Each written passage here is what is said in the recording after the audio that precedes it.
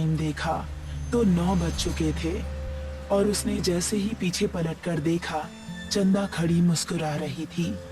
बदमाश, डरा दिया ना हमका। देखो हम तुम्हारे लिए क्या लाए हैं। ऐसा कहकर उसने अपनी जेब से एक डिबिया निकाली।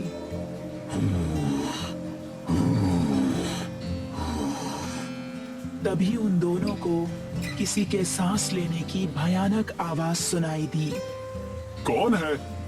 ठीक सामने बरगद के पेड़ के नीचे उनको किसी आदमी का अक्स नजर आया। कौन है? सामने आओ। ये सुनकर भी वो आदमी सामने नहीं आया और जोर जोर से सांस लेने लगा। अभी देखते हैं कौन ससुरा है। ये कहकर पुनीत उसके पास जाने लगा। जैसे ही पुनीत उसके पास पहुंचा, उसने भी 2 कदम आगे बढ़ाकर पुनीत का गला पकड़ लिया। उसको देखकर पुनीत और चंदा दोनों का दिल दहल गया। उस आदमी की गर्दन कटी हुई थी और थोड़ी सी खाल में अटकी लटक रही थी।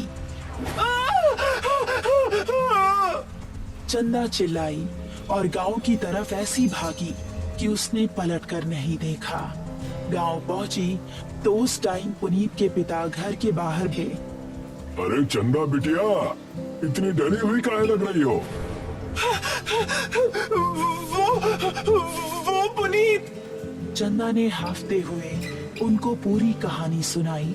पुनीत के पिता ने अपने साथ कुछ आदमियों को लिया और चंदा उन सभी को लेकर उसी जगह पर पहुंच गई।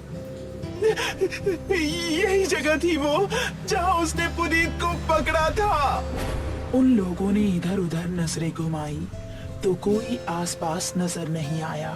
तभी चंदा की गर्दन पर ऊपर से कुछ टपका। उसने हाथ लगाकर देखा तो वो खून था। पेड़ की डाली के ऊपर पुनीत की बिना गर्दन की लाश टंगी हुई थी और उससे खून टपक टपक कर नीचे गिर रहा था। शहर से दूर एक छोटा सा गांव सरूपुर। रात के समय सभी अपने अपने घरों में आराम कर रहे थे। बाबूजी, हम जरा अपने दोस्त महेश से मिलकर आ रहे हैं। उसकी तबीयत जरा ठीक नहीं है ना? ठीक है, लेकिन जल्दी आना। जी बाबूजी। ऐसा कहकर वो खुश होता हुआ घर से निकल गया। आज तो सारे दोस्त मिलकर मस्त पार्टी करेंगे, मजा आ जाएगा। जंगल का रास्ता पकड़ लेता हूँ, जल्दी पहुँच जाऊंगा। अभी वो जंगल में आगे बढ़ ही रहा था कि पीछे से उसको आवाज आई। अकेले ही पार्टी करने जा रहे हो? हमका साथ लेकर नहीं चलना है क्या? अरे अर्पणा और दिव्या, तुम दोनों क्यों हर बार हमारे पीछे पड़ जाती हो? हमका साथ लेकर चलते हो कि बोले अभी तुम्हारे बाबूजी से?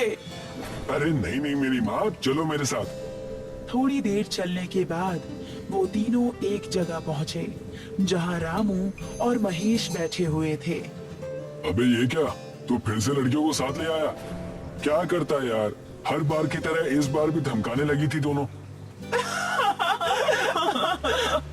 अब क्या करें, हम दोनों को भी अब पार्टी की आदत पड़ गई है। चलो थोड़ी सी शराब पी ली जाए।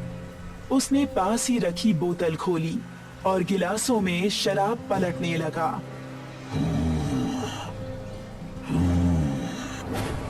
तभी उनको किसी के सांस लेने की आवाज सुनाई दी।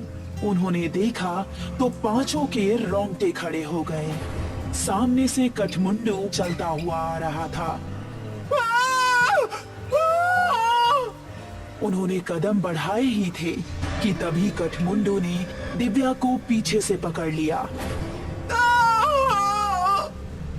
उसने दिव्या को इतनी जोर से कसा कि उसके मुंह से खून निकल गया।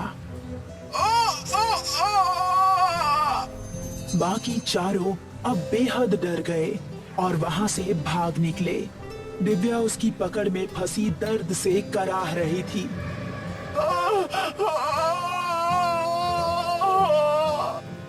उसने दिव्या को जमीन पर धक्का दिया और उसके ऊपर आ गया।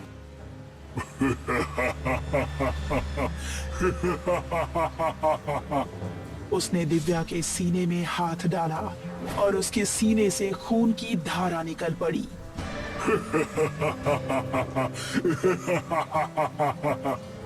बाकी चारों इतना डर चुके थे कि उनको खबर भी नहीं थी कि वो किस दिशा में भाग रहे हैं।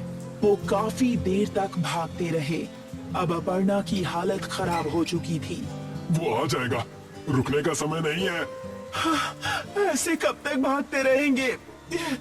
हम जा कहाँ रहे हैं, कोई बताएगा? हम रास्ता भूल चुके हैं, हमें नहीं पता कि गांव किस तरफ है। क्या कह रहे हो तुम? फिर तो हम सबका बचना नामुमकिन है। तभी पेड़ के ऊपर से एक हाथ आया और उसने महेश का गला पकड़ लिया। ये हाथ कठमुंडू का ही था। राकेश ने महेश का पैर पकड़कर उसे बचाना चाहा, लेकिन कठमुंडू ने उसको पूरी तरह से ऊपर खींच लिया और वो तीनों चिल्लाते हुए वहां से भाग निकले। वो देखो, सामने वो घर, उसके अंदर चलते हैं। वो तीनों एक घर के अंदर घुस गए और राकेश ने जल्दी से दरवाजा बंद कर दिया।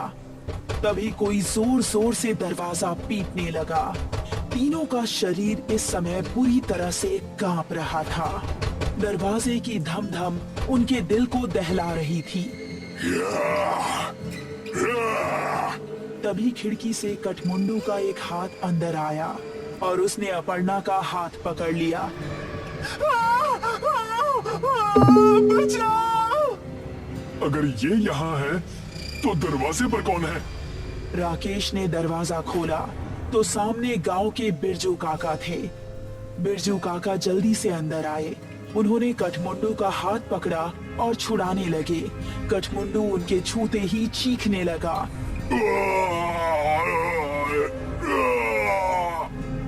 वो चीखता चिल्लाता हुआ वहां से भाग गया। तुम ठीक तो हो अर्पणा? मैं ठीक हूँ, शुक्रिया बिरजू काका।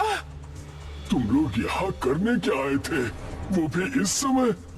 हमसे गलती हो गई बिरजू काका, लेकिन ये कौन है और आपको देखते ही वो भाग कैसे गया?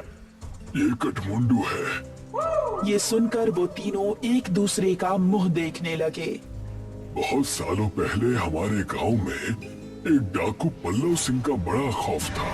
गांव में एक बूढ़ी औरत रहती थी जिसका एक ही बेटा था। उसने धूमधाम से अपने बेटे की शादी की। शादी के अगले ही दिन डाकू पल्लव सिंह ने हमला बोल दिया। उसने पति और पत्नी दोनों को मार डाला और सारे गहने लूट लिए। अपने बेटे और बहू को मरता देख बुढ़िया तड़प उठी। पल्लव सिंह, जिस सोने के लिए तूने मेरा परिवार उजाड़ दिया, यही सोना तेरे लिए अभिशाप बन जाएगा। तू कभी नहीं मरेगा, सिर्फ भटकता रहेगा और इस सोने से हमेशा दूर भागेगा। ये सुनते ही पल्लव सिंह हंसता हुआ वहां से चला गया। कुछ दिन बाद पल्लव सिंह के ही एक आदमी ने उस पर हमला कर दिया। वो उसकी जगह सरदार बनना चाहता था, लेकिन पल्लव सिंह तलवार के हमले से भी नहीं मरा। उसकी गर्दन आधी ही कटी और थोड़ी सी खाल में अटक कर रह गई। उसने अपने सभी साथियों को मार गिराया। उसने अपनी उंगलियों में जितनी भी सोने की अंगूठियां पहनी थी वो गर्म होने लगी और उसके हाथ जलने लगे। बुढ़िया का श्राप अब शुरू हो गया था। उसने सभी अंगूठियां उतार फेंकी और जंगल में भाग गया। तब से अब तक वो जंगल में ही रहता है। मेरे छूने से वो इसलिए भाग गया क्योंकि मेरे हाथ में ये सोने का कड़ा है। ये कहानी सुनकर वो तीनों हैरान रह गए। चलो यहाँ से निकलो, वो फिर से आ सकता है। बिरजू काका को रास्ता पता था, इसलिए वो तीनों उनके पीछे पीछे जा रहे थे। जब वो जंगल की सरहद पर आ पहुंचे थे, तभी कठमुंडू वहां आ गया। उसने अपर्णा का पैर पकड़ लिया।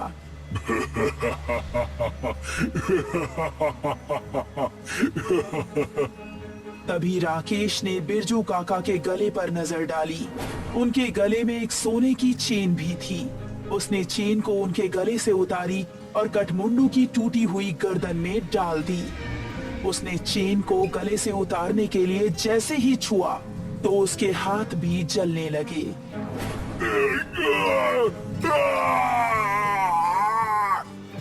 वो वहां से भाग निकला। उसके बाद वो चारों गांव के अंदर ही जाकर रुके। जब उनको देख गांव वाले इकट्ठा हुए तो उन्होंने सबको अपने साथ बीती हुई घटना सुनाई। वो दिन था और आज का दिन है। गांव के सभी लोग हमेशा अपने साथ सोने की कोई ना कोई चीज जरूर रखते हैं और अभी भी उनको जंगल में कहीं ना कहीं कठमुंडू नजर आता ही रहता है। बहुत पुरानी बात है। रात